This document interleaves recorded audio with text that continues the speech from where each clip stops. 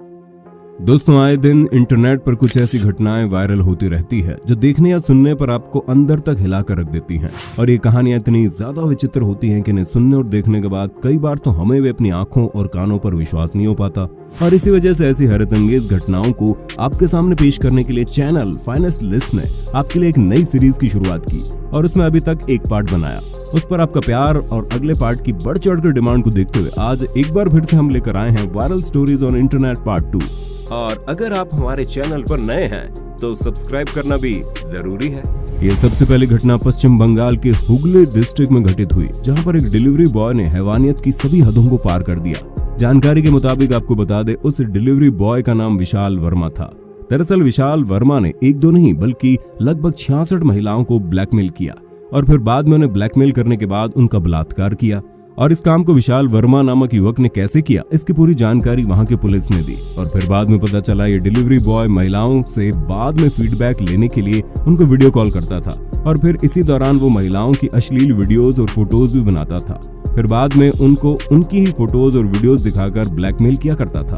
और यही वजह थी कि इस ब्लैकमेल का शिकार लगभग 66 महिलाएं हुई। और तो और दोस्तों, आपको ये बात जानकर काफी हैरानी होगी, विशाल वर्मा छोटी मोटी कंपनी में काम नहीं करता था, बल्कि ये तो काफी बड़ी कंपनी में डिलीवरी बॉय का काम करता था। और आपको बता दें, ये काम विशाल ने अकेले नहीं किया, बल्कि उसका साथ उसके एक और साथी ने इस काम को अंजाम देने के लिए किया, जिसका नाम सुमन मंडल था। लेकिन फिलहाल जानकारी के मुताबिक पिछले महीने इन दोनों को पुलिस द्वारा पकड़ लिया गया और इनको गिरफ्तार करके कई दिनों की रिमांड पर भेज दिया गया है। और अभी तो पुलिस इनसे और ज्यादा जानने की कोशिश कर रही है। हालांकि अभी तक तो इसके आगे की कोई जानकारी नहीं मिली है, मगर कहा जा रहा है क्या पता इस केस के मामले और ज्यादा बढ़ सकते हैं। सामान की डिलीवरी करते करते कर्मचारी ने की 66 महिलाओं के साथ गंदी हरकत। अब हम आपको जो अगली कहानी बताने जा रहे हैं वो हमारी ही तरह आपकी भी आंखें नम और आपके दिल को भी पिघला देगी। ये बात है 2013 और 14 की, जब एक मासूम हाथी का रेस्क्यू किया गया। इससे पहले उसके मालिक ने उसे 50 साल तक बांध के रखा था। नाम था उसका राजू। जी हाँ, आपने सही सुना।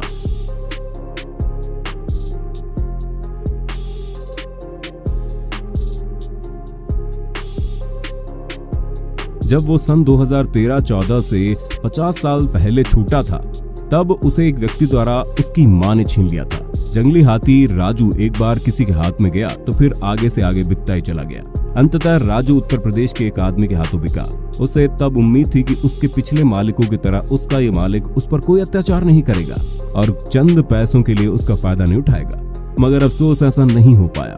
दरअसल यहाँ से भी राजू हाथी की दर्द भरी कहानी शुरू हो गई। जहाँ पर वो 50 साल तक बंद रहा, उसे यहाँ पर कई दिनों तक खाने को खाना भी नसीब नहीं होता था।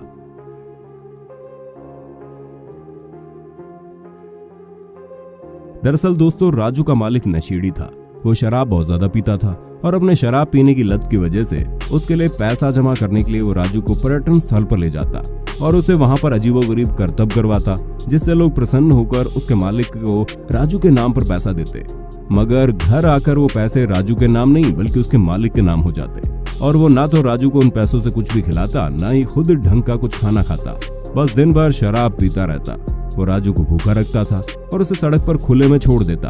और राजू बेचारा फिर भी खुद भी क्या कर सकता था, वो सड़क पर पड़े कूड़ा करकट को खा जाता।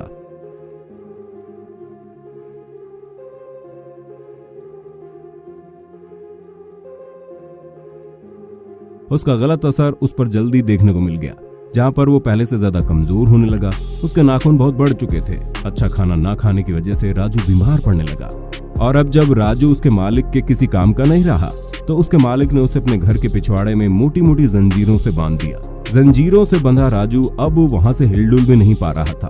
और हैरानीजनक बात यह थी कि अब वो जंजीरें भी जंग लग चुकी थी और वो राजू के मांस को चीरने लगी थी। हालांकि उसका मालिक ये सब देखता, मगर उसके मन में राजू के लिए जरा से भी रहम नहीं आया। लेकिन एक दिन इस व्यक्ति की राजू पर क्रूरता की खबर एक वाइल्ड लाइफ संस्था को मिली। उन्होंने राजू को छुड़वाने का निर्णय लिया और ये काम 2013 में हुआ। इसके बाद इस काम को अंजाम देने के लिए लगभग 1 साल लग गया और ऐसा कुछ कानूनी प्रक्रियाओं के कारण हुआ, मगर आखिरकार कार्तिक सत्यनारायण की अगुवाई में राजू को वहां से छुड़वाया गया और अब राजू हाथी आजाद हो गया है। मगर इतने सालों से उसके शरीर पर जो जख्म दिखाई पड़ रहे हैं, उसे देखकर वहां पर मौजूद सभी लोगों की आंखें नम हो गई। उसके बाद उसे भरपेट खाना खिलाया गया और तब राजू की आंखें भी नम थी। उनमें से आंसू टपक रहे थे। इसके बाद उसका इलाज चला, जिसके बाद राजू बिल्कुल ठीक ठाक हो गया और फिर उसको उसके अपने घर यानी जंगल में सुरक्षित छोड़ दिया गया। राजू हाथी की कहानी इंटरनेट पर एक बार या 2 बार नहीं वायरल हुई, बल्कि ये कहानी अगर आज भी कोई सुनता है तो वो अंदर तक हिल जाता है। ये घटना सुनकर आप भी हरियाणा हाई कोर्ट के जजों की तरह अपना माथा पकड़ कर बैठ जाओगे, क्योंकि गुरुग्राम के रहने वाली एक महिला ने हत्या के मामले के चलते हरियाणा की एक जेल में बंद अपने पति के साथ संबंध बनाने की बात वहां के कोर्ट में छेड़ दी। दरअसल उस महिला ने अपने वकील के जरिए हरियाणा हाई कोर्ट में एक याचिका दायर की। उन्होंने अपनी याचिका में लिखा कि उनका पति हत्या के मामले में 2018 से जेल में बंद है, मगर इसकी सजा उनके पर्सनल रिश्ते को नहीं दी जा सकती। इसी वजह से उन्होंने अपनी इस याचिका में आर्टिकल 21 को सामने रखा और कहा इस आर्टिकल के तहत उसे अपने पति के साथ करीबी रिश्ते यानी कि संबंध बनाने का अधिकार मिलना चाहिए। लेकिन महिला की ये याचिका जजों के लिए एक मुसीबत सी बन गई, क्योंकि आपने भी कभी ऐसा मामला नहीं सुना होगा। लेकिन आपको बता दें, अभी तक हाई कोर्ट ने इस पर कोई जवाब नहीं दिया है। वैसे आपको क्या लगता है हाई कोर्ट का क्या फैसला होगा? वो अपना फैसला महिला के पक्ष में देंगे या फिर नहीं? हमें कमेंट बॉक्स में बताइएगा। दोस्तों, आपने ऐसी फिल्मों में कई नज़ारे देखे होंगे जहां पर लोगों को कई कई घंटों तक, कई कई दिनों तक जंगल या फिर समंदर में सरवाइव करना पड़ता है। मगर ऐसी एक घटना हाल ही में रियल जिंदगी में सामने आई, जहां पर एक बच्चा कुछ प्लास्टिक की बोतलों के साथ समंदर के किनारे से दूसरे किनारे पर पहुंच गया। जी हाँ, आपने सही सुना। उस लड़के ने कुछ बोतलों की मदद से एक देश से दूसरे देश का सफर किया। मगर आप यहाँ पर सोच रहे होंगे कि आखिर भला इस लड़के ने ऐसा क्यों किया। हम आपको बता दें, स्पेन और मोरक्को के बीच टेंशन भरे हालात बन गए थे और फिर इसी दौरान लगभग 8000 से ज्यादा लोग समंदर में तैरकर मोरक्को से स्पेन की ओर आ गए। लेकिन इसी दौरान पिछले महीने इंटरनेट पर एक वीडियो जमकर वायरल हुई, जिसमें देखा गया कि एक बच्चा प्लास्टिक की कुछ बोतलों के साथ समुद्र में तैरता हुआ अपने देश की सीमा को लांघकर स्पेन की ओर आ रहा है। वो बच्चा काफी रो भी रहा था और साथ ही साथ काफी जोर जोर से चिल्ला रहा था।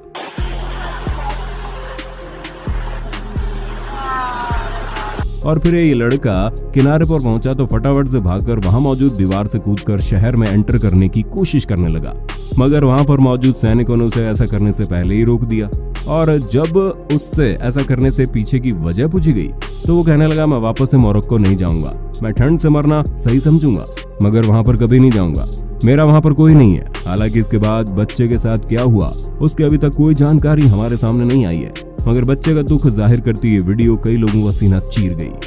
मगर दोस्तों, हर रोज पूरी दुनिया में खास कर कि हमारे देश में ऐसी घटनाएं सामने आती रहती हैं और ऐसे ही कई मामले आए दिन सोशल मीडिया पर वायरल होते रहते हैं।